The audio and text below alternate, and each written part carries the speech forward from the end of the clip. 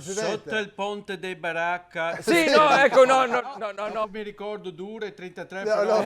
35. 35. Riguardo la partita di ieri, un ottimo Verona, Vero. addirittura qualche torto arbitrale, insomma un possibile rigore e gol annullato con qualche dubbio. La ringrazio per la domanda. Sì. A casa tutto bene? Sì. Lei sa meglio che me che Sì. non è stile di President Investors. lamentarci di arbitraggi, specialmente quando si tratta di un arbitro de meglio che c'è in Italia, sì. ma anche nel regno delle due Cecilie. Sì. Però Sì. ogni volta che c'è arbitra De Bello, Sì. per gli altri De Bello non c'è un ciccio. Niente. Ma non ci piace facciare lamentoni come ha facciato allenatore del Como. Vero. Fabregas nel post partita non è stato per niente rispettoso verso i no, giornalisti no. di Verona e Poca nemmeno fonte. verso il Verona. Ma mi domandomi, Sì. e mi ringrazio per la domanda da per me.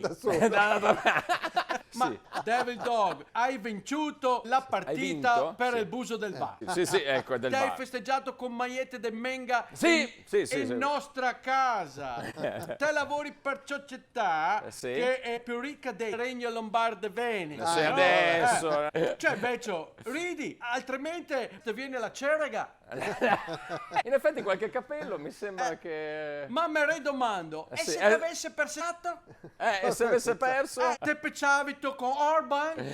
no. Rispetta i giornalisti, rispetta Oh, là. la società petocca che ti ospita. Sì. Petocchi sì, Sì. ma con la camisa sterrata. Bello, mi questa, piace. Caro Sì. Fabregas, te hai Sì. conquistato il target storico per il Como. Ti ricordo che in 1985 il Verona ha stato vincitorio del Scudetto. Bravo. Quindi rispetto, Moretto. Rispetto. Cow prostitute. No, vabbè. Questo non la traduco. Scusa, chat, ma quella che vuole. Oh, bravo presidente. Bravo, si sta bravo, però arrivederci.